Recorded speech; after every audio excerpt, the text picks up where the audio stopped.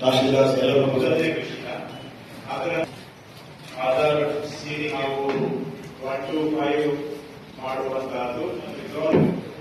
ಹಾಗೆ ನಾವು ಕಳೆದ ಆಗಸ್ಟ್ ಇಂದ ಶುರು ಮಾಡಿ ಫೆಬ್ರವರಿವರೆಗೂ ನಾವು ರಾಜ್ಯದಲ್ಲಿ ಭಾಗಿಯಾಗಿರ್ತಕ್ಕಂಥ ಪ್ರಕರಣಗಳಲ್ಲಿ ಬಾಕಿ ಉಳಿದಿದೆ. ಇದು ನಮ್ಮ ಇಡೀ ಇಲಾಖೆಗೆ ಬಹಳ ಮುಜುಗರ, ಕಂಟೆಂಪ್ಟ್ಗೂ ಹೈಯೆಸ್ಟ್ ಕೇಸಸ್ ನಮ್ಮ ಮೇಲೆ ಇದ್ದಾವೆ. ಕಳೆದ ಕೋರ್ ಆಕ್ಟಿವಿಟೀಸ್ ಏನಿದೆ ಅದರ ಕಡೆಗೆ ಅದರ ಒಂದು ಕಡೆ ಸೈಡ್ಗೆ ಸರಿಯೋದು ನಮ್ಮ ಕಂದಾಯ ಇಲಾಖೆ ಕೆಲಸ. DCM ಇದೆಲ್ಲ ವಿಷಯ ನನಗೆ ಏನಾದರೂ ಆಗಬೇಕು ಅಂತ ಆಸೆ ಇದ್ರೆ ಹೋಗಿ ನಾನು ಯಾರಿಗೆ ಮಾತಾಡಬೇಕು ಅವರಿಗೆ ಮಾತಾಡಬೇಕು. ಅದನ್ನ ಬಿಟ್ಬಿಟ್ಟು ಪಕ್ಷದ ಒಳಗಡೆ ನಮ್ಮ ಮುಖ್ಯಮಂತ್ರಿಗಳಿದ್ದಾರೆ, ಪಕ್ಷದ ಅಧ್ಯಕ್ಷರಿದ್ದಾರೆ, AICCನವರಿದ್ದಾರೆ, ಅವ್ರ ಹತ್ರ ನಾವು ನಮ್ಮ ವಿಚಾರ ಮಾತಾಡಬೇಕು ಬಿಟ್ಟು ಈಗ ನಿಮ್ಮ ಹತ್ರ ಮಾತಾಡಿದ್ರೆ ನೀವೇನು ನನಗೆ DCM ಮಾಡ್ತೀರಾ ಅಥವಾ ನನಗೆ ಇನ್ನೊಂದು ಮಾಡ್ತೀರಾ? ಯಾರ ಹತ್ರ ಮಾತಾಡಬೇಕು ಅವ್ರ ಹತ್ರ ಮಾತಾಡಬೇಕು. ಎರಡನೇ ವಿಷಯ, ಸಾರ್ವಜನಿಕವಾಗಿ ನಾವು ಮಾತಾಡುವಾಗ ಸಾರ್ವಜನಿಕರಿಗೆ ಸಂಬಂಧ ಇರೋ ವಿಷಯ ಮಾತಾಡಬೇಕು. ನನ್ನ ವಿಷಯ ನಾನು ಮಾತಾಡಬೇಕಾದ್ರೆ ನಾನು ಎಲ್ಲೋಗಿ ಮಾತಾಡಬೇಕು ಅಲ್ಲಿ ಮಾತಾಡಬೇಕು. ಆದರೆ ಮಾಧ್ಯಮದ ಮುಖಾಂತರ ಸಾರ್ವಜನಿಕ ವೇದಿಕೆಯಲ್ಲಿ ಮಾತಾಡುವಾಗ ನಾವು ಜನಗಳ ಇಶ್ಯೂ ಮಾತಾಡಬೇಕು. ಸರ್ಕಾರ ಇರೋದು ಜನಗಳ ಸಮಸ್ಯೆನ ಅಟೆಂಡ್ ಮಾಡೋಕ್ಕೆ. ನಾವು ಮಂತ್ರಿಗಳಾಗಿರೋದು, ಜವಾಬ್ದಾರಿ ಸ್ಥಾನದಲ್ಲಿರೋದು ಜನಗಳ ಸಮಸ್ಯೆಗಳನ್ನ ಉತ್ತರ ಕೊಡಬೇಕು, ಅದರ ಪರಿಹಾರ ಮಾಡಬೇಕು. ಅದು ಬಿಟ್ಬಿಟ್ಟು ನಾನು ನಂದೇ ಸಮಸ್ಯೆ ಹೇಳ್ಕೊಂಡು ಕೂತ್ಕೊಂಡ್ರೆ ಜನಗಳ ಸಮಸ್ಯೆ ಯಾರು ಅಟೆಂಡ್ ಮಾಡೋರು? ನಮಗೆ ಅಧಿಕಾರ ಇರ್ಬೋದು, ಇಲ್ಲದೆ ಇರ್ಬೋದು, ಕೊಟ್ಟಿರೋದ್ರಲ್ಲಿ ನಾವು ಕೆಲಸ ಮಾಡಬೇಕು. ಹಾಗಾಗಿ ಸಾರ್ವಜನಿಕ ವಲಯದಲ್ಲಿ ಜನಗಳ ಸಮಸ್ಯೆಗಳು ಚರ್ಚೆ ಆಗಬೇಕು ಅನ್ನೋದು ನನ್ನ ಅಭಿಪ್ರಾಯ. ಯಾರು ಏನಾಗಬೇಕು ಬಿಡಬೇಕು ಅನ್ನೋದು ಪಕ್ಷದಲ್ಲಿ ಅನುಭವ ಇರೋರು ಇದ್ದಾರೆ, ವರಿಷ್ಠರಿದ್ದಾರೆ, ಅವ್ರು ತೀರ್ಮಾನ ಮಾಡ್ತಾರೆ. ನೋಡಿ, ಅವಶ್ಯಕತೆ ಇರೋದು ಬಿಡೋದು ಎಲ್ಲ ವಿಷಯಗಳು ನಮ್ಮ ಪಕ್ಷದಲ್ಲಿ ವರಿಷ್ಠರ ಮೇಲೆ, ನಮ್ಮ ಮುಖ್ಯಮಂತ್ರಿಗಳು, ಅಧ್ಯಕ್ಷರ ಮೇಲೆ ಮತ್ತು AICC ಅವರ ಮೇಲೆ ನನಗಂತೂ ಸಂಪೂರ್ಣ ನಂಬಿಕೆ ಇದೆ. ಯಾವ ಸಮಯಕ್ಕೆ ಯಾರಿಗೆ ಏನು ಮಾಡಬೇಕು ಅನ್ನುವಂತಹ ತೀರ್ಮಾನ ತೆಗೆದುಕೊಳ್ಳುವಂತಹ ಗುಣಮಟ್ಟದ ನಾಯಕತ್ವ ನಮ್ಮಲ್ಲಿ ಇದೆ.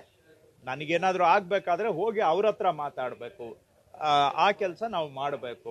ಸಾರ್ವಜನಿಕ ವಲಯದಲ್ಲಿ ಇವೆಲ್ಲ ಚರ್ಚೆ ಅವಶ್ಯಕ ಅಲ್ಲ. ನೋಡಿ, ಈಗ ಸಾರ್ವಜನಿಕ ವಲಯದಲ್ಲಿ ನಾವು ಏನು ಮಾತಾಡಬೇಕು, ಏನು ಬಿಡಬೇಕು ಅನ್ನೋದು ಈ ಕಾಲದಲ್ಲಿ ನಾವು ಹೇಳೋದು ನಮಗೆ ಜಿಜ್ಞಾಸೆ ಆಗಿಬಿಟ್ಟಿದೆ. ಯಾರು ಏನು ಮಾತಾಡಬೇಕು, ಯಾರು ಏನು ಮಾತಾಡಬಾರದು, ಯಾವ ಸಂದರ್ಭದಲ್ಲಿ ಏನು ಮಾತಾಡಬೇಕು, ಏನಾದರೂ ಮಾತಾಡಬೇಕು ಅಂದರೂ ಕೂಡ ಯಾವ ತರಹ ಮಾತಾಡಬೇಕು, ಇದೂ ಕೂಡ ಇವತ್ತು ಎಲ್ಲ ನಾವು ಎಲ್ಲೆಯನ್ನು ಮೀರಿಬಿಟ್ಟಿದ್ದೇವೆ. ಈಗ ಸ್ವಾಮೀಜಿ ಅವರು ಇದು ಮಾತಾಡ್ಬೋದು ಸರಿ ತಪ್ಪ ಅಂತ ನಾವು ವ್ಯಾಖ್ಯಾನ ಮಾಡಬೇಕು ಅಂದರೆ ಇದೊಂಥರ ಇವತ್ತು ಯಾರಿಗೆ ಬುದ್ಧಿ ಹೇಳೋದು, ಯಾರಿಗೆ ಇದ್ದಿ ಹೇಳೋದು ಗೊತ್ತಿಲ್ಲದೆ ಅಂತ ಪರಿಸ್ಥಿತಿ ಬಂದುಬಿಟ್ಟಿದೆ. ಆದರೂ ಕೂಡ ಸ್ವಾಮೀಜಿಯವರು ಅವ್ರು ಏನಾದರೂ ಹೇಳಬೇಕಂದ್ರೆ ಅವರ ಮಠದಲ್ಲಿ ಕೂತ್ಕೊಂಡು ಅವರು ಪ್ರೆಸ್ ಮೀಟ್ ಮಾಡಿ ಹೇಳ್ಬೋದು ಅಥವಾ ಜನ ಕರೆದು ಹೇಳ್ಬೋದು. ಸರ್ಕಾರಿ ಕಾರ್ಯಕ್ರಮಕ್ಕೆ ಬಂದು ಈ ರೀತಿಯಾಗಿ ಮಾತನಾಡ್ತಕ್ಕಂಥದ್ದು ಉಚಿತ ಖಂಡಿತವಾಗಿಯೂ ಕೂಡ ಅಲ್ಲ. ಸರ್ಕಾರಿ ಕಾರ್ಯಕ್ರಮದಲ್ಲಿ ಆ ಕಾರ್ಯಕ್ರಮ ಏನು, ಅದರ ಉದ್ದೇಶ ಏನು, ಅಷ್ಟಕ್ಕೆ ಸೀಮಿತವಾಗಿ ಮಾತಾಡಬೇಕು. ಅದನ್ನು ಬಿಟ್ಟು ಸರ್ಕಾರಿ ಕಾರ್ಯಕ್ರಮದಲ್ಲಿ ರಾಜಕೀಯಗಳನ್ನು ಬೆರೆಸ್ತಕ್ಕಂಥದ್ದು ಖಂಡಿತವಾಗಿಯೂ ಕೂಡ ಉಚಿತ ಅಲ್ಲ ನನ್ನ ದೃಷ್ಟಿಯಲ್ಲಿ. ಆದರೆ ಅವರು ಮಾತಾಡೋದು ಸರಿನಾ ತಪ್ಪ ಅಂತ ನಾನು ಅದನ್ನು ವ್ಯಾಖ್ಯಾನ ಮಾಡೋದಕ್ಕೆ ಹೋಗೋದಿಲ್ಲ. ಯಾಕೆಂದರೆ ಯಾರ್ಯಾರು ಏನೇನೋ ಮಾತಾಡ್ತಾ ಇದ್ದಾರೆ. ಆದರೆ ಸಾರ್ವಜನಿಕ ಜೀವನದಲ್ಲಿ ಇರ್ತಕ್ಕಂಥವ್ರು ಯಾರೇ ಆಗಲಿ ಸಮಯ ಸಂದರ್ಭ ನೋಡಿಕೊಂಡು ಮಾತಾಡಬೇಕಾದ್ರೂ ಕೂಡ ಯಾವ ರೀತಿ ಮಾತಾಡಬೇಕು ಆ ರೀತಿ ಮಾತಾಡಬೇಕು. ಅದನ್ನು ಬಿಟ್ಟು ವೇದಿಕೆ ಕಾರ್ಯಕ್ರಮ ಏನು ಹೇಗೆ ಅನ್ನೋದನ್ನು ನಾವು ಅರ್ಥ ಮಾಡ್ಕೊಳ್ಳದೆ ಆ ಎಲ್ಲ ಎಲ್ಲೆಗಳನ್ನು ಮೀರಿ ಮಾತಾಡ್ತಕ್ಕಂಥದ್ದು ಖಂಡಿತವಾಗಿ ಉಚಿತ ಅಲ್ಲ.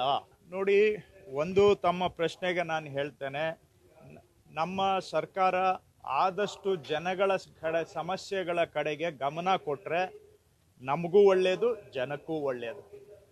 ಜನಗಳ ಸಮಸ್ಯೆಗಳು ಅವುಗಳಿಗೆ ಪರಿಹಾರ ಕೊಡೋದನ್ನ ಬಿಟ್ಟು ಬೇರೆ ಏನೇ ವಿಷಯ ಮಾತಾಡಿದರೂ ಕೂಡ ಇದು ಸರ್ಕಾರಕ್ಕೂ ಒಳ್ಳೆಯದಲ್ಲ, ಜನಗಳಿಗೂ ಒಳ್ಳೆಯದಲ್ಲ. ಜನ ನಮ್ಮಿಂದ ಅದನ್ನು ನಿರೀಕ್ಷೆ ಮಾಡೋದು ಇಲ್ಲ. ಅದರ ಬಗ್ಗೆ ವರಿಷ್ಠರು ಅವರ ಗಮನದಲ್ಲಿ ಇದೆ. ಬಹುಶಃ ವರಿಷ್ಠರು ಇದನ್ನೆಲ್ಲ ಯೋಚನೆ ಮಾಡಿ ಅವರು ಏನು ಮಾಡಬೇಕು ಅನ್ನೋದು ನೋಡಿ. ನಮ್ಮ ಪಕ್ಷದಲ್ಲಿ ವರಿಷ್ಠರಿಗೆ ತಾಳ್ಮೆ ಇರಬಹುದು, ಆದರೆ ಸಮಯ ಬಂದಾಗ ವರಿಷ್ಠರು ಇದನ್ನೆಲ್ಲ ಅವಲೋಕನ ಮಾಡಿ ಒಂದು ತೀರ್ಮಾನ ತೆಗೆದುಕೊಳ್ತಾರೆ. ಅದು ಮುಖ್ಯಮಂತ್ರಿಗಳಾಗ್ಬೋದು, ಪಕ್ಷದ ಅಧ್ಯಕ್ಷರಾಗ್ಬೋದು, ರಾಷ್ಟ್ರೀಯ ಅಧ್ಯಕ್ಷರು, ನಮ್ಮ ಇನ್ಚಾರ್ಜ್ ಜನರಲ್ ಸೆಕ್ರೆಟರಿ ಇದ್ದಾರೆ, ಅವರೆಲ್ಲರೂ ಕೂಡ ಸರಿಯಾದ ತೀರ್ಮಾನವನ್ನ ತೆಗೆದುಕೊಳ್ತಾರೆ.